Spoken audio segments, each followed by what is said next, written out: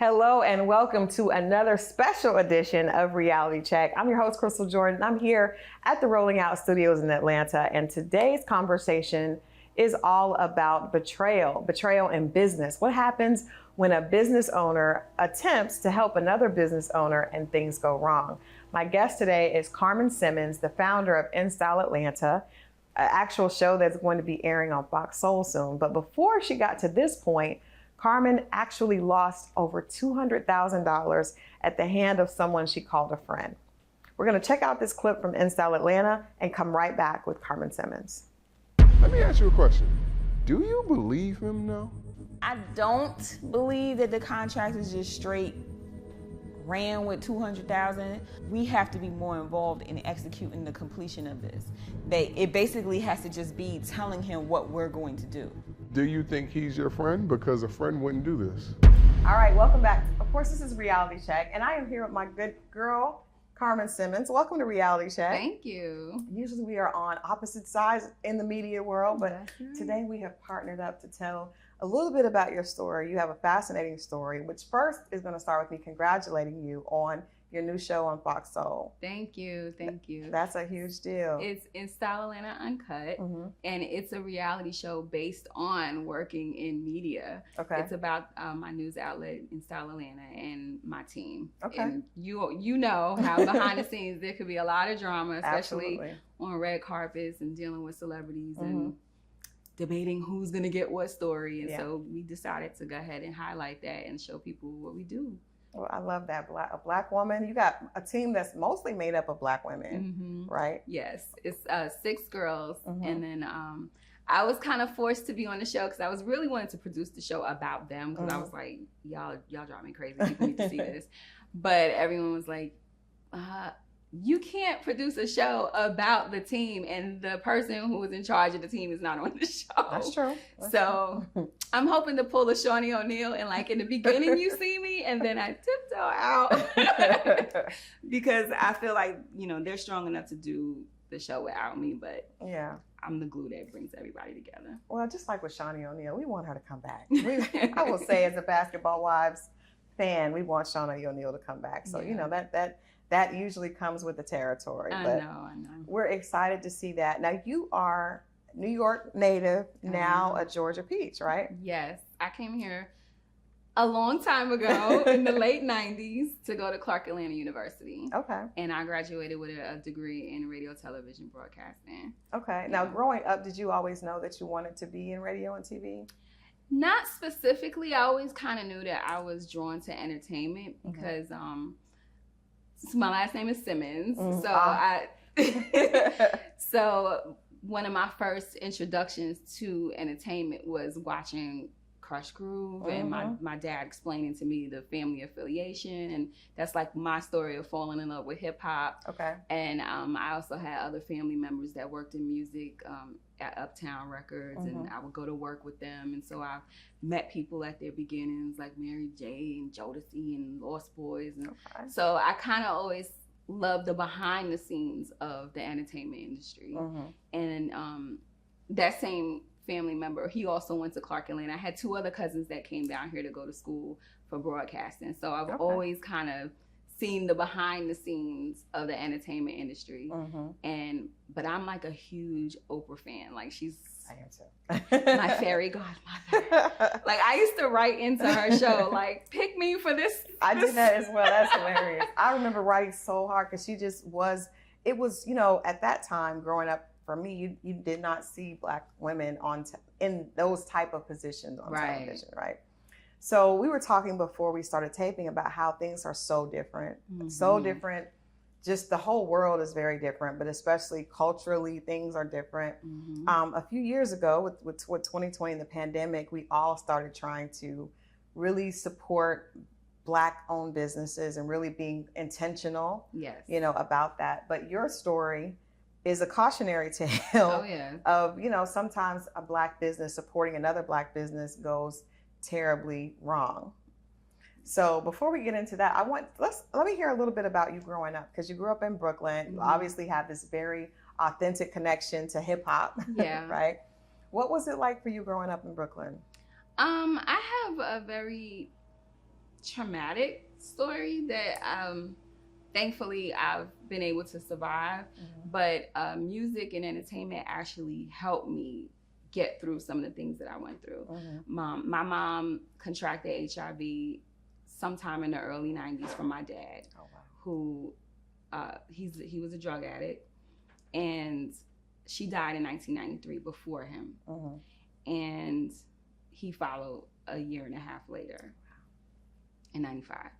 And so it's music and television that kind of kept me, because I was like a big Wendy Williams fan and Oprah fan, and so I watched a lot of talk television. I listened to a lot of radio. I listened to a lot of music, and that kind of helped me zone out from all of the trauma that was happening around me. Because at the time, I have 2 younger siblings. I'm the oldest, and I had to kind of step in like a parent. But I'm only 2 years older than my brother, and he's 2 years older than my sister. But I feel like they were looking towards me for direction, but I didn't have any direction. I grew up in a brownstone. I think a lot of people didn't think that things were as bad as they were, because like I was one of the only, out of all of my friends, I might have been like one of the only people that lived in a house. You know, it looked like it was nice. Everybody seemed like they were having a great time, because my family members were involved in entertainment, and it just seemed like would be fun to be there. But it wasn't. So in order to like survive that, I had a lot of time in after school activities. I used to plan fashion shows. Sometimes I would go to work with one of my cousins who worked in the music business, and he would bring home the promos for all of the new artists. So they used to always cut like CDs with like their advanced copy of their album or their singles. And I would just stand in front of the radio listening to music super loud to kind of like drown out my thoughts and what was happening. But, you know, in the early 90s, HIV and AIDS was still new. And people didn't understand what to do. And so, when my parents died, it was kind of like they tried to like wipe them out of our lives. Like my house was completely cleared out of anything that proved that they were there. Oh wow. You know, like they say that when you dealing with death, especially for children, you're supposed to keep things as close to normal as possible to help you cope. But I want to say like the week that my mom died, like her room was wiped clean. Everything was gone. The house was completely turned over. I had new family members moving in, and that's kind of where all of the drama began, because for my siblings and I, we weren't used to living with these people. And everybody's like on edge, and it just became a really hostile environment. So I think that's where I probably got deeper into your music escape, and escaping in television. And I mean, you thought I knew Oprah, and I was writing to her to save my life. Like, listen, girl, please come get me. So that is very traumatic. And that's a, you know, I think people don't understand that sometimes you can be a high school student, but you still are that's still a very like sensitive time in a child's life, because I used to leave the house and like wander the neighborhood crying. And I don't think people really knew that, because I'm not, I didn't really talk to people. If you knew that, it's because you saw me. It's because you saw me. And sometimes I would wander to one particular friend's house who lived like 3 or 4 blocks away, because they kind of had an open door policy. And even if the kids weren't home, who I was friends with, you could still come. Their parents, their door would be literally open, and I would wander in tears and sit on the couch, and somebody may stick their head out like the kitchen door or something and see me and be like, "Okay, Carmen," and that's just where I would be. And then eventually, like when one of the older kids would come home, it would either be like, all right, someone's got to walk Carmen back home, or they would call and tell my grandmother that that's where I am. And I don't think no one really like interfered to see what's happening, that this keeps happening. Yeah. But they would call and be like, listen, she's here and she's gonna be here for the night. Yeah. But she's okay. Yeah.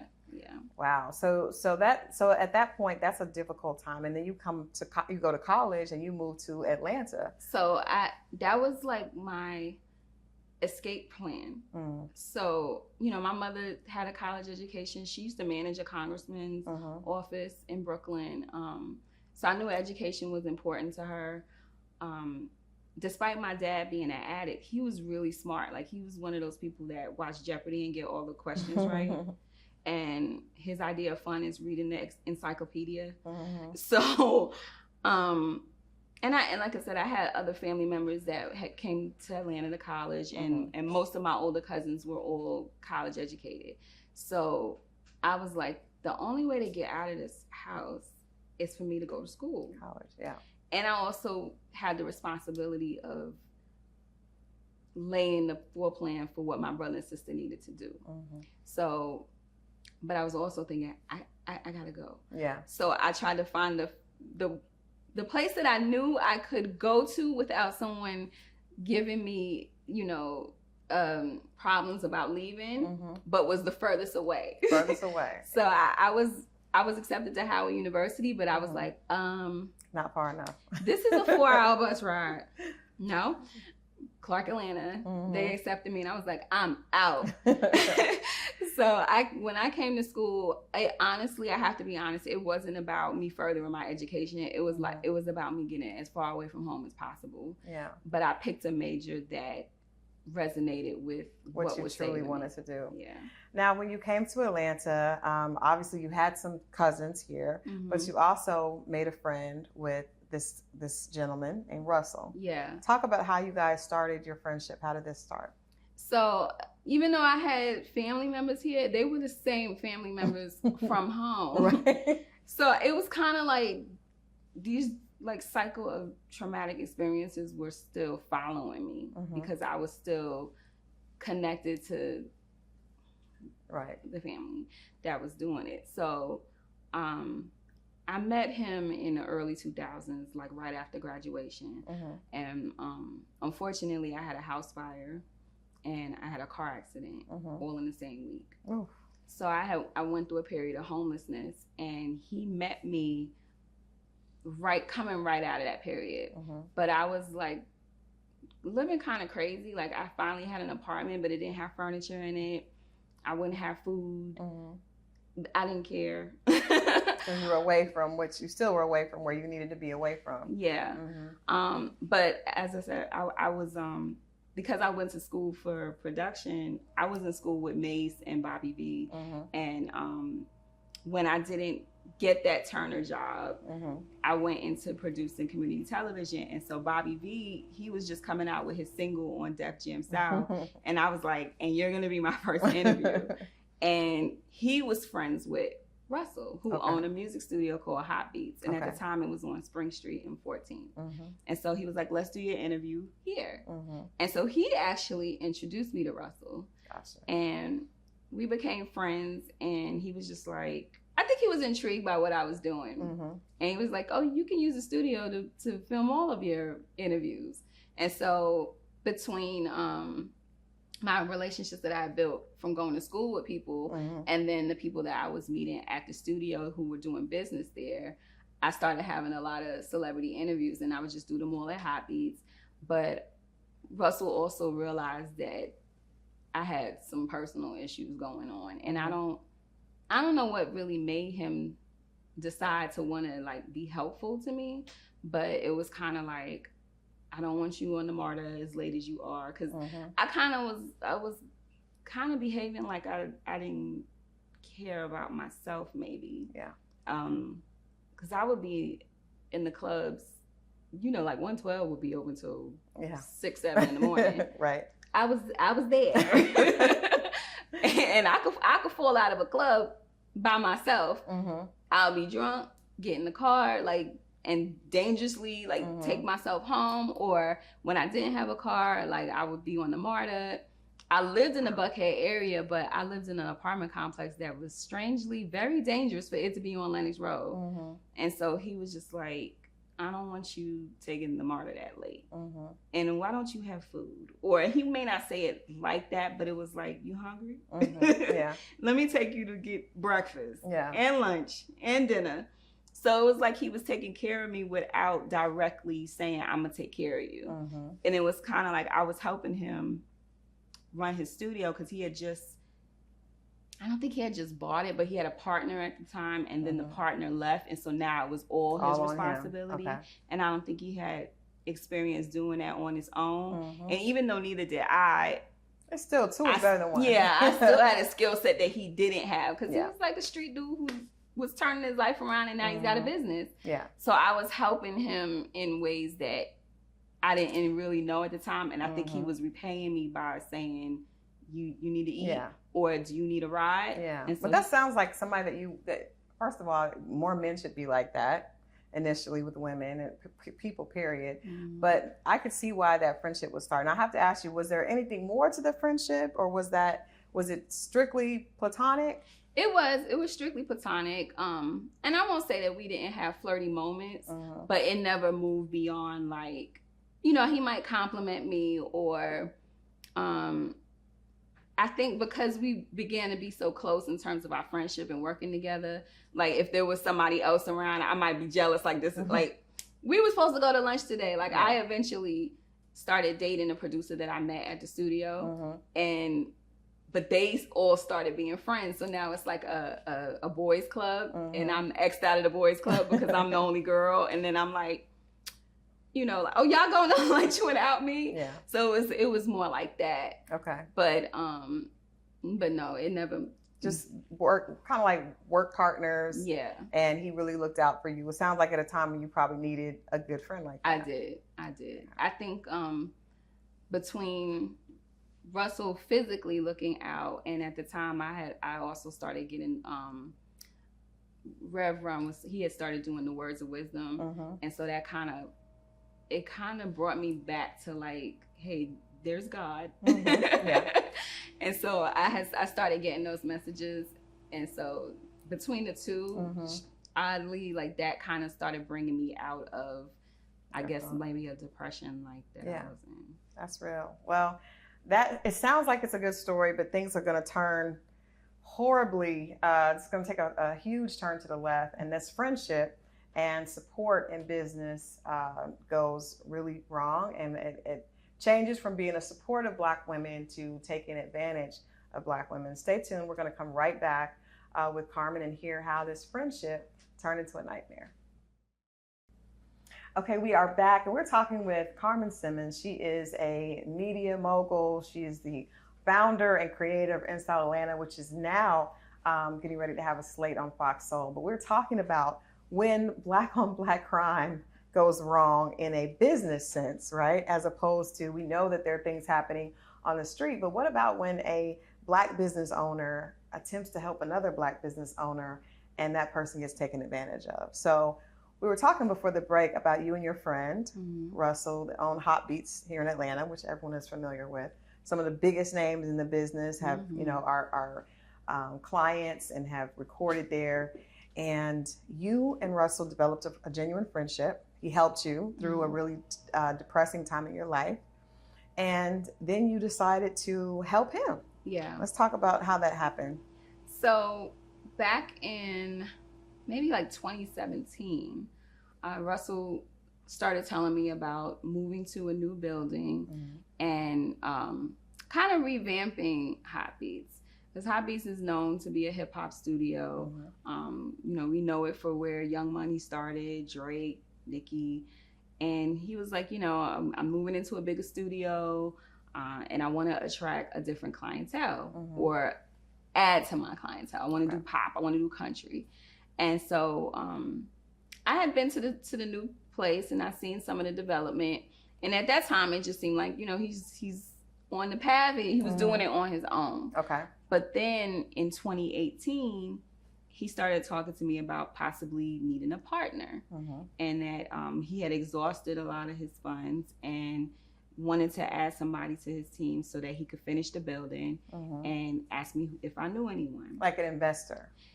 Yeah, but he was calling a partner. But yes, like an investor. But he was saying, you know, maybe somebody to partner with. Okay. And so I said, okay, let me think about who I know.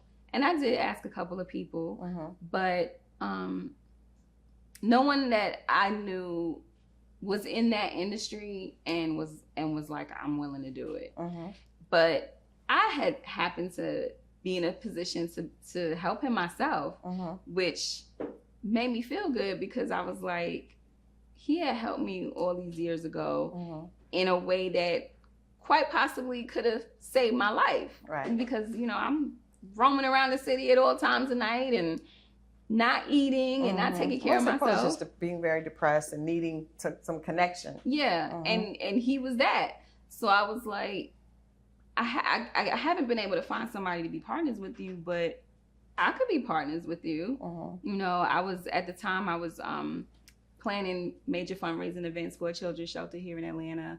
I was partnered with someone else managing talent, and I also do real estate and had turned over a property in New York. And I was like, I think I could swing this. So here's the deal. This is not like an investment like in a traditional sense where if it don't work out, right, I'm asked out. Forgive me for the language. But I was like, but if we can write a contract up where it's like, okay, we're partners for a certain amount of time, you're borrowing the money, and once the business opens, you're paying me back. Okay. And we don't have to be partners anymore. Like, I'm not looking to be in the music studio business, but I would like to help you if I can. So how much did he need? Did he tell you how much was needed, or did you tell him how much you had available? He told me that he would need about $100,000. Okay. And so I was like, I think I could figure that out. Like, I want to do this. And so he was like, okay, well, I normally wouldn't like do this type of contract, but I know you don't want to be in the music business and you just kind of doing this as a favor. So, you know, get me over the contract, you know, we'll put in the percentage, we'll put in the terms of me paying you back when, and a percentage of, you know, like residuals of doing this later so that you could kind of profit off of it a little bit.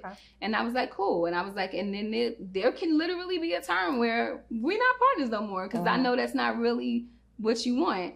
But we also discussed about how he wanted to evolve the studio. And I was like, I can help you with that because, you know, I'm managing talent. My partner is heavy on that scene. And I think I could bring business here. And so my mindset was, if I'm bringing you new business, that would help speed up the process. It would speed up the process, and then you won't have to worry about me for long. Right. So that's how we went into it. So how much was it totally that you gave him, and then what was the length of the terms? Like, how long were you locked in before he started to pay you back? Before he was supposed to pay you back? So 2 years. And then I would have like a percentage for like maybe like another year or something after that. And then I was paying him every month. So it didn't take long for him to get all the money. And then because of the non-progress of the studio, I kind of stepped in to start talking to the contractors directly, like what's going on. So how much did you loan him? Because I want to make sure we're clear about the finances, because that's where business goes wrong. How much did you give him totally that you guys have on paper before you started seeing, okay, something's going on? Before I started seeing the problem? Yeah. We were up to about 120. Okay. Yeah. Which was like 4 months in, something like that. Those are big checks. Yeah. Okay. And I was seeing the progress of the studio. You know, I was doing a lot of traveling to LA, so I wasn't necessarily hands-on, which we agreed that I wouldn't be. This is not my business. Right. But, you know, I was in LA doing as I promised and garnering relationships. So I had talked to people like Rodney Jerkins, you know Hot Beats. You know, I'm having meetings with Zach Katz over at BMG at the time. He was the president. DaBaby wasn't signed yet. We were looking for a deal for DaBaby, and so he was willing to do his whole album over there. So I'm talking to major people.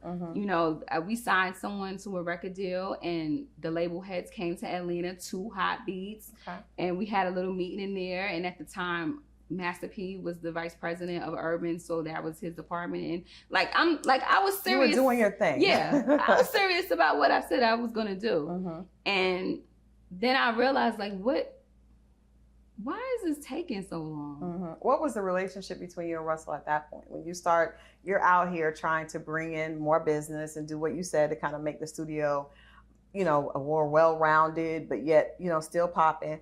What is the conversation and the communication with the two of you like at that point?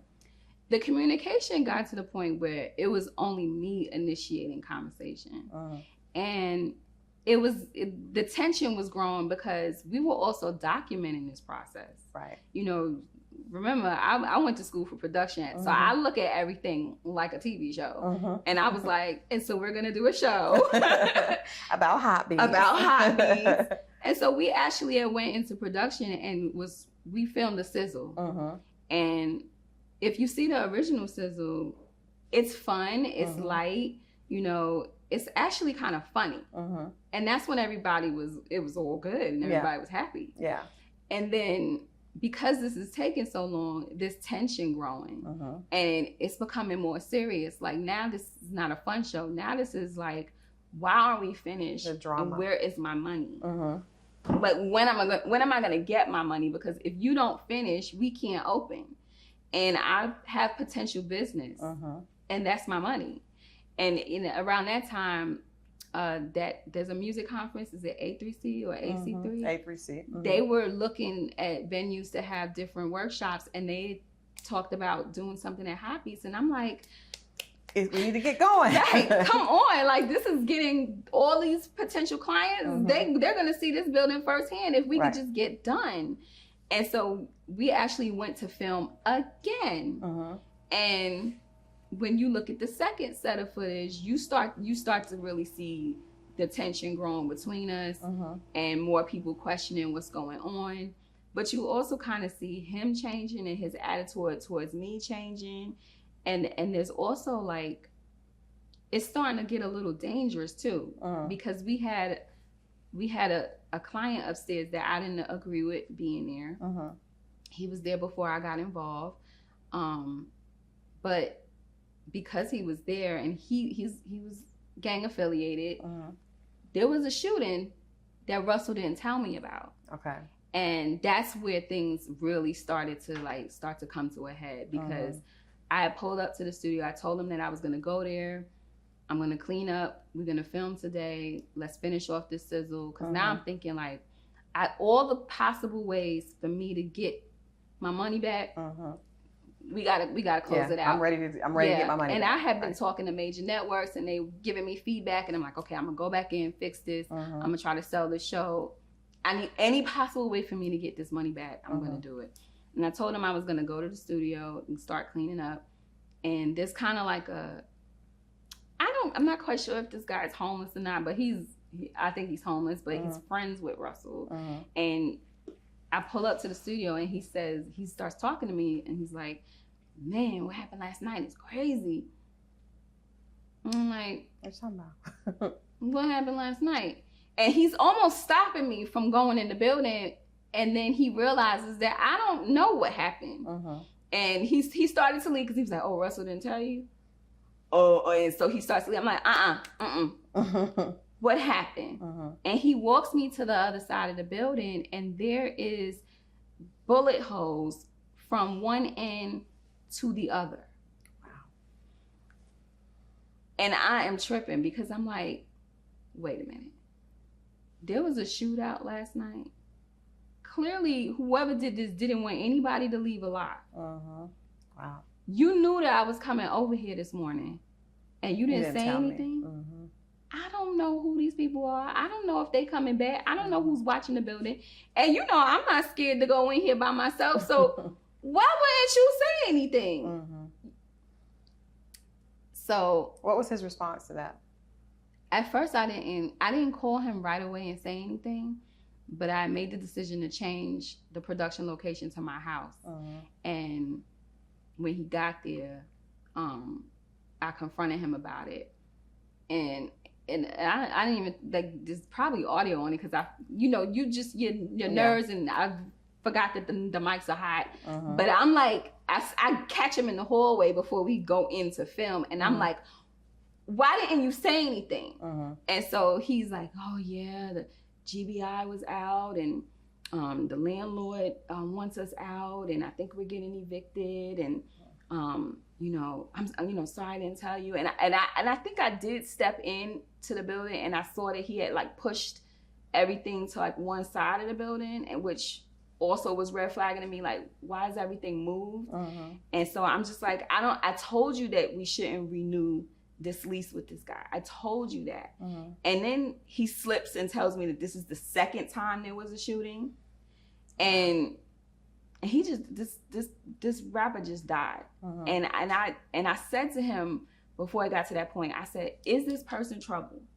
And he was like, not for me. And I'm like, okay, so why would you renew this again? Yeah. Like, and so that's when I knew, like, he's not being himself. He's not being transparent with me. Like, what the hell is going on? Right. So we go into film, and I asked him again, like, are you the reason why we're not opening? Mm-hmm.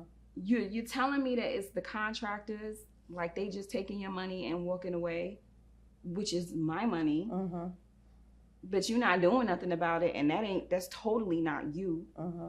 What's happening?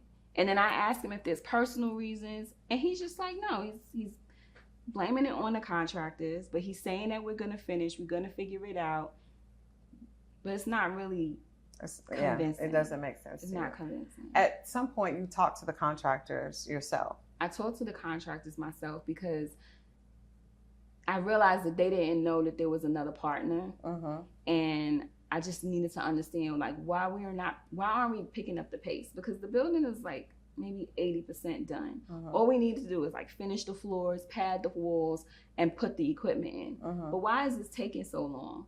And then I start to get the understanding, like, you guys aren't actually getting paid. Mm-hmm. And you may think that you have stake in this situation, which you cannot have, because he and I have a legally binding contract. And I purposely put in there that you could not bring in any partners. Smart. And if you did, you got to talk to me about it, because we've already signed off that there are no partners. Right. It's just the two of us right now. Yeah. But the more time is passing and the more that I'm kind of building a rapport with the contractors, it's revealed to me that there are other people that actually have given money for the opening of this building. Wow. So he received money from other people that are like street cats. There's no written no written contract. Right. And the crazy Brooklyn side of me who forgets that you're a woman. Don't be rolling up on right. But she does occasionally. And so I had actually pulled up to his house and confronted him about these other people, because at this point you are really playing with me. Like, first of all, our friendship is supposed to be tighter than this, right? And I'm finding out you lying to me, and I'm feeling taken advantage of. But there's a part of me that's still like, but it's my friend. This is my friend. He wouldn't do that. Yeah. So there's got to be a good reason. And I came to his house like unannounced.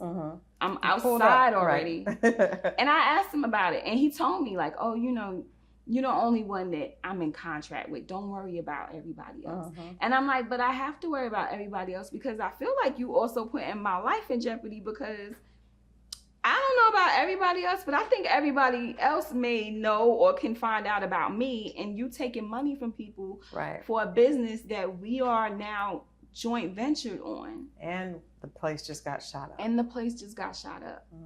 But he's just not being transparent about what's really going on and what are you doing with this money? And I still hadn't really directly said, like, why aren't you paying people? Because in my mind, I'm like, there's got to be a good reason for everything that he's doing, because why would he play me like this? So we're going to take a break, but so we got $120,000 just out there, no progress happening, and a partner that's becoming more and more elusive. And I think that's one of the issues, especially that women come into a lot. You're trying to help someone, being, trying to be helpful and a good friend, and having paperwork, because paperwork means you were smart, even though you were trying to help your friend, you were also being smart. And things still went wrong. Stay tuned. We're going to come back and hear what happens when Carmen had to pull up in a different way at the court and see what happened. What was Russell's response? Stay right there. We'll be right back. Okay, and we're back. And this is a Reality Check Expose with Carmen Simmons. And we're talking about when business deals go bad. So before we left at the break, you were sharing how you finally pulled up on Russell and confronted him. At what point did you realize, okay, my money, he's not going to give me my money, and this is not going to go the way that I thought it was going to go, so I'm going to have to reach out and do something different? I pulled up again. At Brooklyn is strong. I pulled up again, this time to the studio, because, the music industry in Atlanta is small. And I worked with enough people. I used to work for Hit Code, for LA Reid. I met a lot of people working in that position. My ex is a major music producer. So I knew a lot of people, and it things get back to me. Yeah. And so I found out that someone else actually had the keys to the building. And I was like, what are you doing with the keys to the building? And so I met with that person. He explained to me what happened and how it was just a simple exchange of some money. Far less money than I had invested in this situation. But Russell had taken an envelope of cash from him and gave up the keys and gave up the business. And I pull up, someone told me that he was at Hot Beats, which is supposedly now no longer Hot Beats. And I pulled up, called him, he wasn't answering the phone. I called the new supposed owner and was like, are you here? He's like, no, why, what's up? And I was like, don't worry about it. Hit Russell again, because his car was outside. I'm like, I know you in there. So I sent another message and I said, are you inside? Because I'm about to be. And he came out with he had a security guard and everything. Came outside and was just all like, kind of like moving fast, and like had a speaker in his hand, and started explaining to me that he was moving his stuff out of the building because the new owner had taken possession, and that there was nothing that he could do about it because we had gotten kicked out, and that we're just gonna find a new place.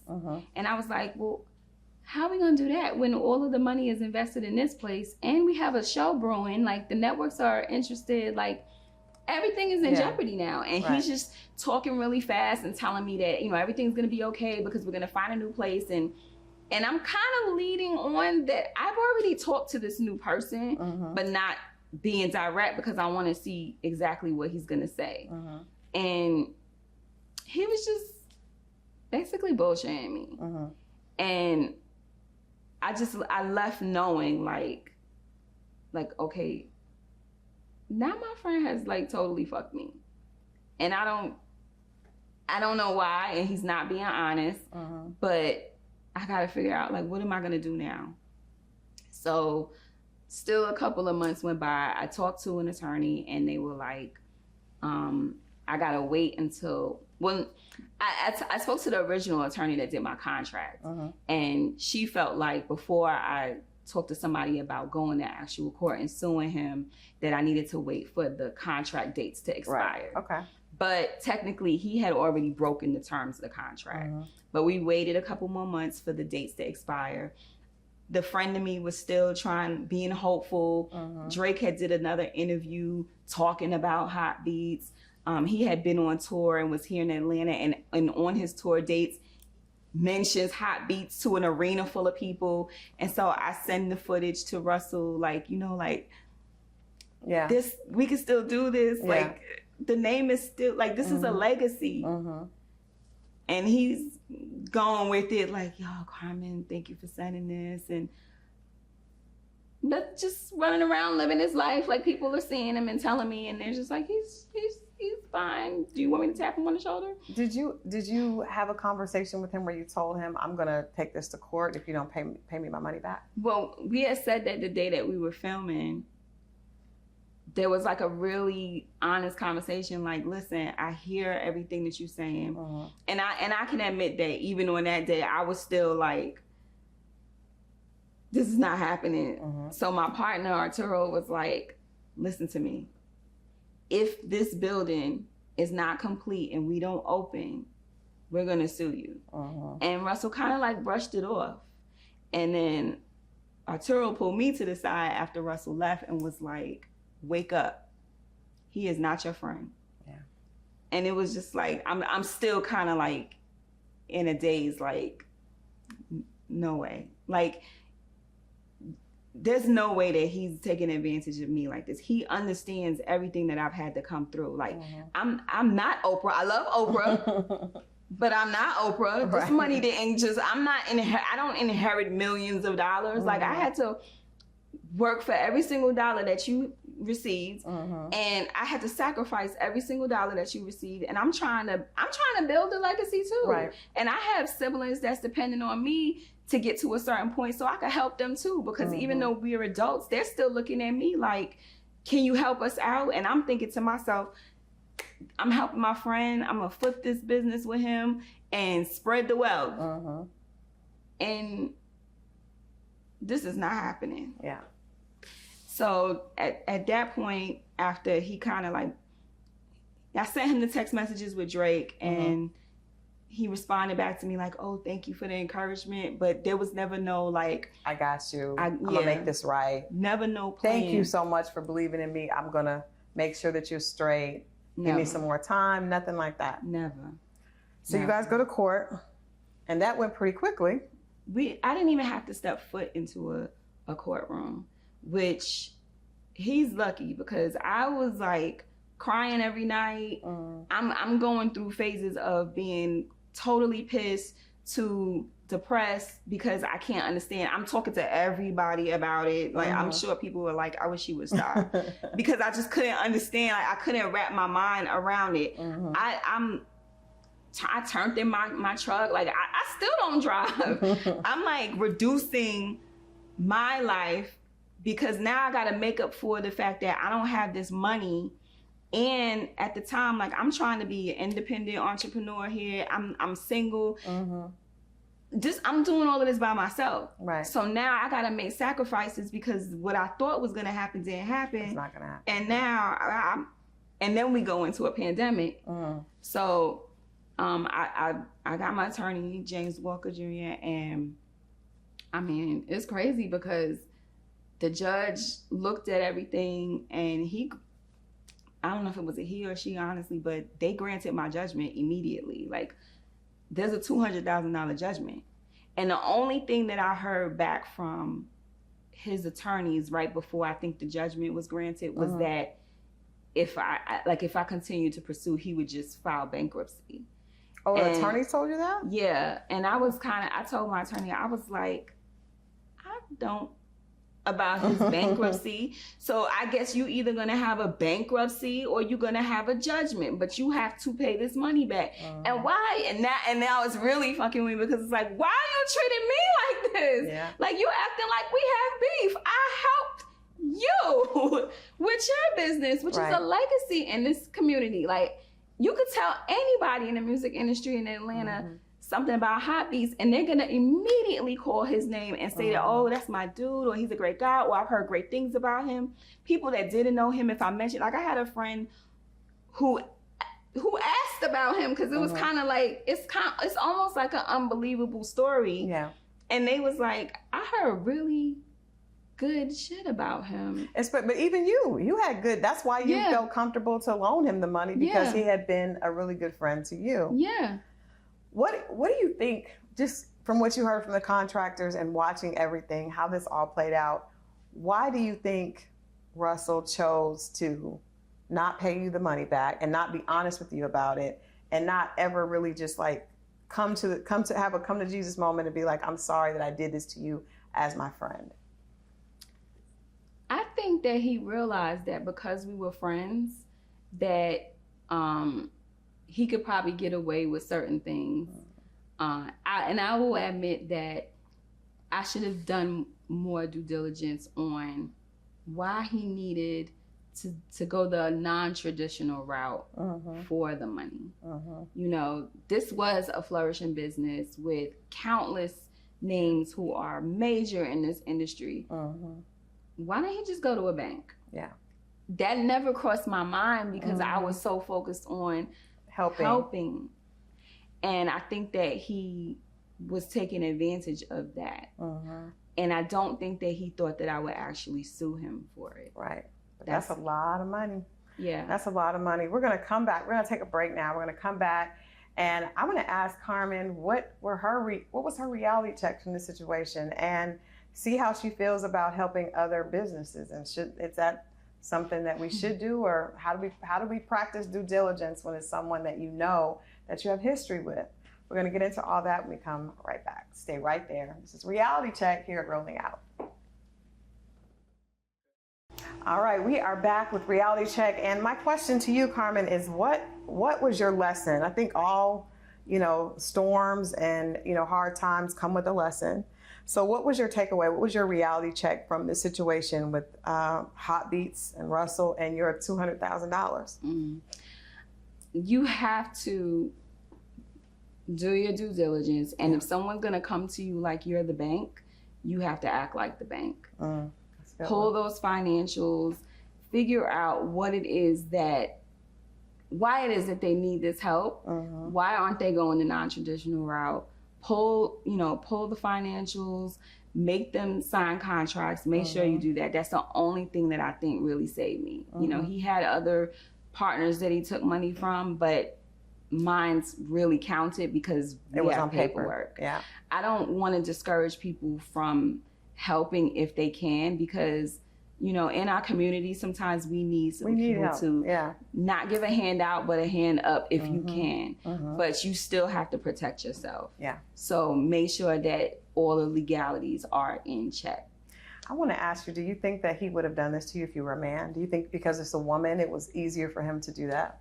I do. I think that it had everything to do with our friendship and because I'm a woman and he was only dealing with me. I have another business partner who I was managing talent with, Arturo Ayers. Ooh, sorry. But he didn't have to deal with him with those conversations. Arturo would come with me to meetings, but he didn't interfere because he also knew that there was a friendship between us that also was involved. But I will say that he did say to me, I'm not quite sure I understand this dynamic, but I'm gonna step out and just watch, and if you need me, let me know, because I know that there's a friendship involved here. But we do have to remember when we're dealing with business to sometimes you got to take out the friendship and handle your business. Absolutely. And I'm glad that I knew enough to say we need a paperwork contract. We need a paperwork contract. Well, it looks like, I think at the end of this, my takeaway is that you still are doing what you wanted to do. You have a new show that is, all you. It's not involving Hot Beats, but it's you, and you're still able to do that. You just got to deal with Box Soul. So, just because someone tries to throw a kink in your plan doesn't mean they can stop you, but that's an expensive lesson to learn. Oh my goodness. and I wish that I didn't even really get distracted with trying to help someone else at the time, because I could have invested that into building my brand. And sometimes we get distracted and excited about helping someone else and forget that you're already on a path that you need to be focused on. Absolutely. So, I'm back focused. Back focused. In Styling and Uncut. That's my reality show that I executive produce. Thankfully, my former Hot Beats reality show partner, James Dubose, is at a new streaming platform, Fox Soul, and I told him about In Style Atlanta Uncut, and he was like, get focused, get it together. And he gave me the opportunity to Let's do it. partner with them in air. That's a great takeaway too, is never put someone else's dreams or their business ahead of your own. So I want to thank you, Carmen, for coming in and Thank sharing you. this story. Hopefully this story will be able to help someone else. I think there were great reality checks all through this story. Definitely friendship and business do not always mix, but if you are going to mix the two, make sure you focus on the business. Absolutely. What a crazy story. But one thing that we did learn, I hope that you all got that takeaway. Friendship and business can work together, but business has to lead. One thing is for sure, Carmen is going to move on to bigger and brighter things. As far as that friendship with Russell, it doesn't look like that's going to ever be repaired. Hopefully she'll be able to get her money, but even if not, we know that she's on to bigger and better things. Well, I hope everyone out there enjoyed hearing this conversation, and hopefully it will keep you feeling careful, but still inspired to help others. This has been Christal Jordan with the special reality check edition right here at Rolling Out. I'll see you guys next time.